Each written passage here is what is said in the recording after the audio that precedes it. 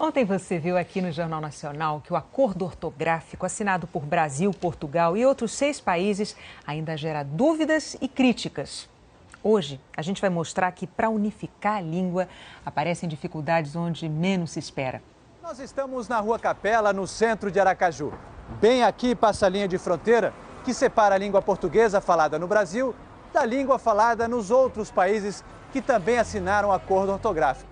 Para esse cartório de títulos e documentos, angolanos, moçambicanos e portugueses falam uma língua estrangeira.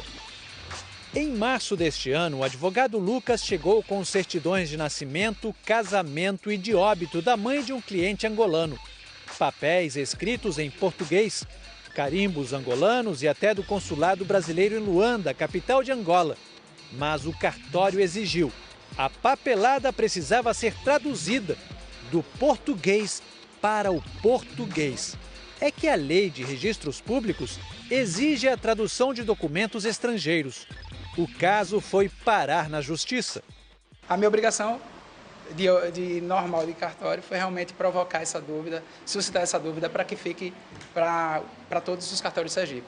O Tribunal de Justiça de Sergipe confirmou em primeira instância a exigência de tradução dos documentos.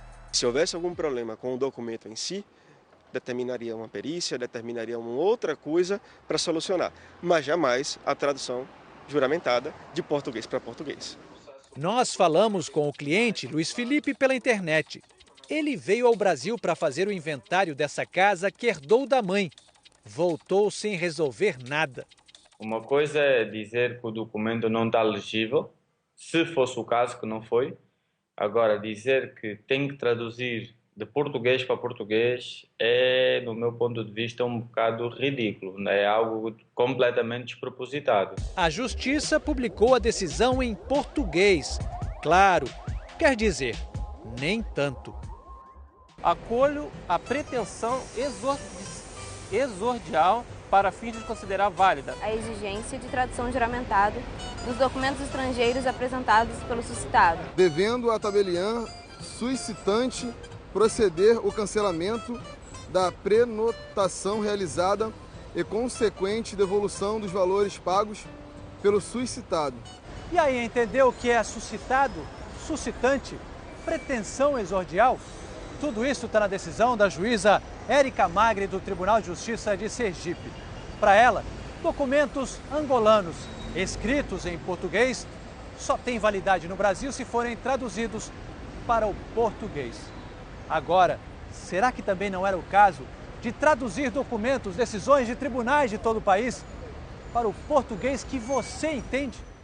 Fizemos o teste. O Marcos, que é contador, tropeçou em algumas palavras. Isso aqui não tem como entender isso aqui. Como é que a pessoa leiga vai entender isso aqui? O João trabalha no almoxarifado e reclama. Às vezes a pessoa não entende nada daquilo que o juiz fala, que o advogado fala, dessa linguagem aqui. Nem a Milena, que é estudante de Direito, entendeu tudo. algumas palavras como exordial, eu acho que fica mais complicado de entender. A funcionária do Tribunal de Justiça do Rio diz que todo dia vê textos complicados assim. As partes, muitas das vezes, elas vêm aos cartórios para ter notícia do andamento do processo dela e elas lendo, elas não conseguem entender nada. A Maria Pia é advogada, tem um blog na internet e escreveu um livro para traduzir a complexa linguagem do direito. Eu acho errado. Eu acho que dá para falar tudo que está escrito aqui de uma maneira muito mais simples. Decisões mais simples tendem a ser cumpridas de forma mais fácil e mais rápida. E esse é o objetivo, né, do processo. A linguagem rebuscada usada em tribunais e que pouca gente entende tem nome. É o juridiquês. E nós agora vamos acompanhar a aula do desembargador Wagner Sinelli. Aqui todos são funcionários do Tribunal de Justiça do Rio de Janeiro, profissionais do direito. E nessa aula, eles aprendem exatamente o contrário, a usar uma linguagem simples. O desembargador explica que o juridiquês é diferente da linguagem técnica. Alguns recursos e figuras jurídicas têm nomes complicados mesmo, e isso não deve mudar. O agravo de instrumento é uma coisa que o homem do povo vai saber? Provavelmente não. mas a gente sabe que é o nome de um recurso, que é o recurso que ataca a decisão do juiz. Mas ele ensina que o floreio excessivo, o uso de expressões antigas, algumas em latim, não melhoram o conteúdo de uma decisão. É o caso de algumas expressões que vimos lá no início da reportagem. Uma expressão que a gente usa muito é exordial, que quer dizer a peça inicial do processo. E tem mais. Um exemplo de uma expressão muito curiosa, engraçada e totalmente desnecessária é ab-ovo. Ela é usada para indicar inicialmente, de início. Só que fugir do juridiquês é um desafio até para esses alunos que condenam a linguagem rebuscada. É um rebuscamento desnecessário para a peça, que não alcança o jurisdicionado daquele processo, ele sequer entende do que está se tratando. Jurisdicionado? Isso, jurisdicionado. O jurisdicionado é a pessoa que está participando do processo e está pedindo pela concessão do direito ali no processo. É importante falar de forma simples para a pessoa ser entendida, né? Quanto menos ruído na comunicação, melhor. Tribunais em todo o país vêm se esforçando para simplificar a linguagem.